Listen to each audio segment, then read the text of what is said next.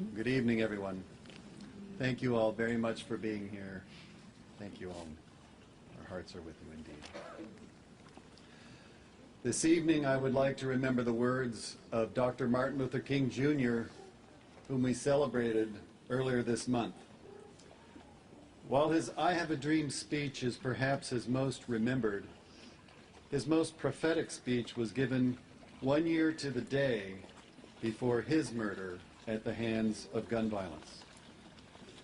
He proclaimed that the greatest moral evil was the triplet of militarism, racism, and materialism. This triplet plagues our country and our small town of Half Moon Bay to this very day. Whether it is a nation or an individual who chooses a violent solution to his problems, the innocent are killed, and families are traumatized for the rest of their lives. Like it or not, our town seems often like two towns. The affluent bedroom community of white professionals who work over the hill, and the Chinese and Spanish-speaking local farm workers, hospitality and restaurant staff, who are the essential workers in our primary industries.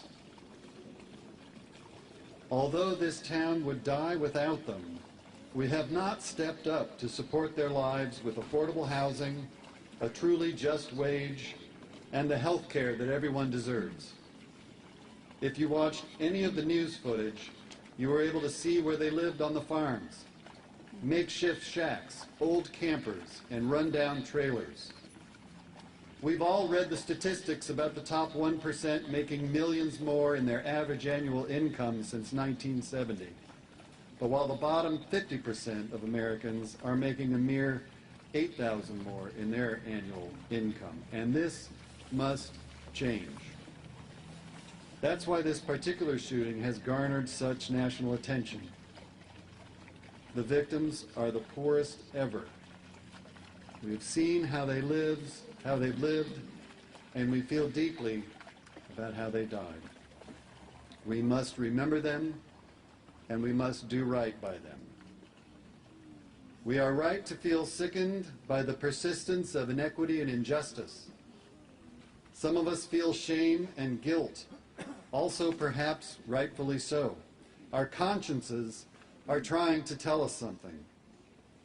We must map out a path where people have enough to live a decent life.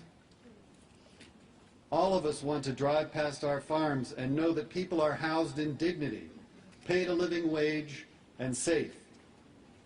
How do we get there? Tonight, we want to ask that as a community, we first listen, foremost to the farm workers, and support efforts to repair, renovate, and develop farm worker housing. We also need you, our local community, who has property, whether that's a 3-bedroom house or an ADU, to rent it out to farm workers. We need to step up, and it will mean generosity and sacrifice. We can't live without the food they pick. And yet this has been an ongoing crisis for decades. As they say, don't criticize a farm worker with your mouth full. We must ask the hard question that anyone who cries out to God for justice would ask. Why do the rich get richer and the poor get poorer? Jesus said it. I speak in parables so that you might understand why it is that to those who have, more will be given, but to those who have not, even what little they have will be taken away, even their lives. Those who have a skill with business and money, those who dominate the media and political worlds, have rigged the game so they get more and more and more. The poor can't afford a team of lawyers, can't influence politicians, can't own the media. So it is up to you, with a conscience, to stand up and make common cause with the farm workers, hospitality, and restaurant workers in our community, our neighbors. Those of us with more than enough must give up our privilege and share.